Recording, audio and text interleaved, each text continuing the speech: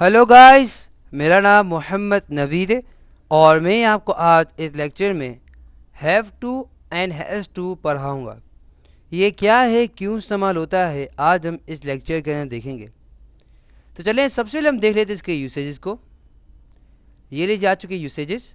पहला यूसेज हमारे पास duty, rule, compulsion, extra necessary और हमारे पास है ऑर्डर। अब हम बात करेंगे इसके स्ट्रक्चर और एग्जांपल्स की। डेफिनेटली अगर मैं आपको अभी इसके यूसेज को समझाना शुरू करूंगा तो आपको समझ नहीं आएगा। उसके लिए आपको एग्जांपल्स को देखना लाजमी है। तो देख लेते हैं हमारे पास स्ट्रक्चर और ये हमारे पास आ चुकी है हमारे पास एग्जांपल्स। सबसे पहले हम देख लेंगे एग्जांपल्स, स्ट्रक्चर हम बाद में देते हैं। एग्जांपल्स क्या हमारे पास, पहली एग्जांपल है they have to come on time. They have to come on time. For example अगर हम बात करें फॉर एग्जांपल एम्प्लॉयज़ की, एम्प्लॉयज़ मीन जो मुलाजिम होते हैं ना, जो काम करते हैं किसी भी इदारे में। तो फॉर एग्जांपल ये क्या हमारे पास एम्प्लॉयज़ हैं। तो हम इनकी बात कर रहे हैं कि they have to come on time, यानी कि उनको टाइम पे आना पड़ता है।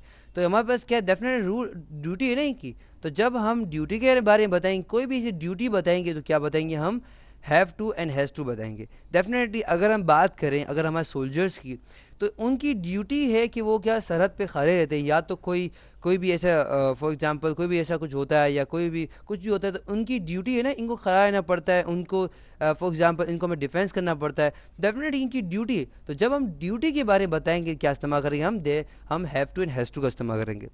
इसी तरह से हमारे पास दूसरी मिसाल हमारे पास है, हमारे पास जो दूसरा यूसेज है और ये हमारा रूल है। तो हम देखते हैं हमारी तीसरी मिसाल इसमें ज़रा रिलेट करती है कि students have to wear uniform. Students have to wear uniform, यानी कि अगर हम बात करें स्टूडेंट यानी कि जो तालिब इल्म है, उन लोगों को क्या करना पड़ता है, उन लोगों को यूनिफॉर्म पहनना पड़ता है। तो डेफिनेटली ये रूल है ना, ये रूल है। आपने देखा होगा कि हर एक स्कूल का एक यूनिफॉर्म होता है, और अगर आप बगैर यूनिफॉर्म के दाखिल होने की कोशिश करें तो वो आपको मना कर दें। क्यों? क्योंकि ये रूल है। या कोई कोई इदारों में ऐसा होता है कि आपको फॉर एग्जांपल अगर आप काम करते हैं तो आपको आईडी कार्ड पढ़ना पड़ता है। तो रूल है, डेफिनेट समझ है आपको। तो जब हम रूल की बात करेंगे क्या इस्तेमाल करेंगे, have to and has to समझ। जैसे हमारे पास मिसाल है students have to wear uniform. इसी तरह से हमारे पास क्या है, हमारे पास ये तीसरा यूज है हमारे पास है कंपल्सन। कंपल्सन से क्या, कंपल्सन से मुराद मजबूरी। क्या है हमारे पास, मजबूरी। और ये एक्सटर्नल नेसेसिटी, यानी कि अगर हम बात करें तो ये ऐसी मजबूरी है, या अगर हम उसको मजबूरी ये कहें तो डेफिनेटली क्या है हमारे पास, आपका दिल, अगर मिसाल है फॉर एग्जांपल आपका दिल नहीं कर रहा है, ना का दिमाग है, मगर क्या आप जब काम कर रहे हैं या आपको लोग कहते हैं यहाँ करना पड़ेगा। समझ है आपको, ये हमारे कंपल्सन मजबूरी तो यही होती है ना। आपका दिल नहीं कहता है करने का काम, मगर वो आपको करना पड़ता है, लोग कह रहे होते हैं तो डेफिनेटली करना पड़ता है। तो उसको ज़ाहिर करने का इस्तेमाल करते हैं हम have to and has to का इस्तेमाल करते हैं। इस तरह से हम देख रहे हैं हमारे पास कि I have to learn English, I have to learn English. तो डेफिनेटली ये एक मजबूरी है ना। डेफिनेटली किसको इतना मगजमारी करने की ज़रूरत है, किसको इतना जाने की, कहाँ कहाँ पढ़ने की ज़रूरत है। डेफिनेटली क्या है हमारे पास, मजबूरी है। तो जब हम मजबूरी को ज़ाहिर करते हैं क्या इस्तेमाल करते हैं, हम have to and has to का इस्तेमाल करते हैं। इसी तरह से हमारे लास्ट यूसेज हमारे पास है ऑर्डर, यानी कि जब हम ऑर्डर को बयान करते हैं, जैसे फॉर एग्जांपल बात करें हमारे पास, तो अगर हम बात करें एक ऑनर की, तो उनका एक ऑर्डर होता है कि भाई ये करना है, ये करना है। या फॉर एग्जांपल ये ऑर्डर देते हैं अपने एम्प्लॉयज़ को कि आपको इस महीने के अंदर इतना सेल्स करना है। ये एक ऑर्डर कहते हैं, भाई आप में कोई लेट नहीं आएगा, एक ऑर्डर कहते हैं ना। तो ये ऑर्डर है। तो जब हम ऑर्डर को ज़ाहिर करेंगे तो क्या इस्तेमाल करेंगे, हम have to and has to का। ऑर्डर क्या, हम ऑर्डर देते हैं ना किसी को, इस तरह से। हमारे पास इसकी मिसाल, दूसरी मिसाल बहुत रिलेट कर रही है इसे, कि he has to complete the work today. तो डेफिनेटली ऑर्डर है ना भाई, काम करना पड़ेगा। समझ है आपको। तो जब हम बात करेंगे ड्यूटी की, रूल की, कंपल्जन की और ऑर्डर के बारे में बात करेंगे, क्या इस्तेमाल करेंगे, हम have to and has to का इस्तेमाल करेंगे। अब हम चले जाते हैं इसके स्ट्रक्चर के जाने। तो हमारे पास स्ट्रक्चर आ चुका है। इससे पहले कि हम स्ट्रक्चर जाए हम तो मिटा लेते हैं ताकि आपको समझ आ जाए। तो ये लीजिए हमारे पास सिमेट्री। ओके, तो स्ट्रक्चर सबसे पहले हमारे पास है सब्जेक्ट। क्या है हमारे पास, सब्जेक्ट। सब्जेक्ट क्या होता है, सब्जेक्ट मीन डू है, यानी कोई काम करने वाला। जैसे कौन होगा, जैसे मैं हो सकता हूँ, आप हो सकते हो, वो हो सकता है, वो हो सकती है, वो हो सकता है, वो हो सकते हैं। समझ है आपको। तो हमारे पास क्या, सब्जेक्ट मीन कोई काम करने वाला। जैसे हम यहाँ देखते हैं, यहाँ में सब दे है यानी वो है, ही डेफिनेटली हमारे पास आ चुका है। हमारे पास स्टूडेंट्स है डेफिनेटली, तो हमारे पास आई है। तो हमारे पास क्या काम कौन, तो हम बता रहे हैं सब्जेक्ट मीन्स कौन, दे हमें दिया आगे, सही ना।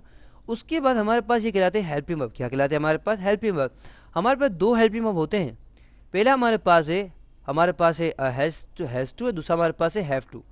अब हमें हैज़ टू कब आएगा, जब हमारा सब्जेक्ट क्या हो, फॉर एग्जाम्पल सिंगुलर जैसे हमारे पास होता है ही हो गया, फॉर एग्जाम्पल शी हो गया, फॉर एग्जाम्पल अगर हमारे पास अगर इट हो गया या कोई भी क्या हो गया सिंगुलर नेम हो गया, तो हम क्या इस्तेमाल करते हैं, हम हैज़ टू का इस्तेमाल करते हैं। समझ है आपको कौन सा सब्जेक्ट, यहाँ आप देखते हैं यहाँ मिजाल है हमारे पास कि यहाँ देखिए हमारे पास क्या है ही हमारे साथ है, तो हम क्या इस्तेमाल किया, हमने हैज़ का इस्तेमाल किया। समझ है आपको।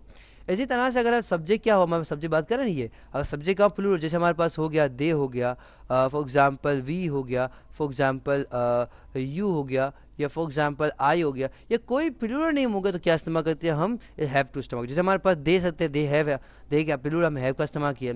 स्टूडेंट्स हमारे पास ज़्यादा है प्लूरल, तो हमने हैव का इस्तेमाल किया। आई के सामने हैव का इस्तेमाल किया, सही ना, हैव टू हमारे पास आ गया। उसके बाद हमारे पास है वर्ब की फर्स्ट फॉर्म। क्या है हमारे पास, वर्ब की फर्स्ट फॉर्म। आपको पता होना चाहिए वर्ब क्या है। वर्ब मीन्स कोई ऐसा वर्ड या कोई ऐसा अल्फाज जो एक्शन यानी को काम को ज़ाहिर करे। जैसे हम कहते हैं बोलना, चलना, उठना, तो ये क्या है, सारे वर्ड ऐसे हैं, सारे अल्फाज ऐसे हैं जो क्या कर रहे हैं, काम को ज़ाहिर कर रहे हैं। तो कोई ऐसा अल्फाज जो काम को ज़ाहिर करे वो क्या कहलाता है, वर्ब कहलाता है।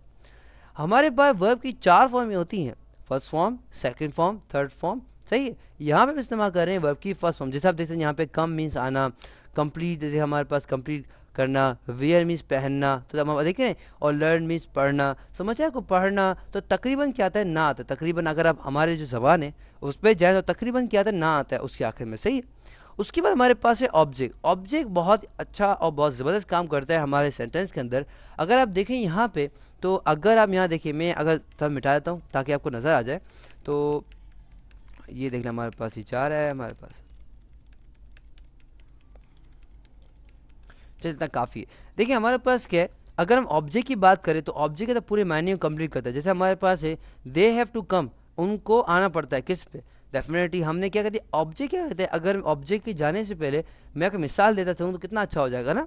देखिए खाना होता है, खाने के अंदर फॉर एग्जाम्पल अगर आप बिरयानी पका रहे हैं या कोई भी कौरमा पका रहे हैं या कुछ भी पका रहे हैं, तो उसके अंदर अगर आप क्या करें, नमक ना डालें, फॉर एग्जाम्पल नमक का छिड़काव ना करें, नमक ना डालें, तो क्या होगा, ओके मज़ा नहीं आएगा, डेफिनेट नहीं आएगा ना।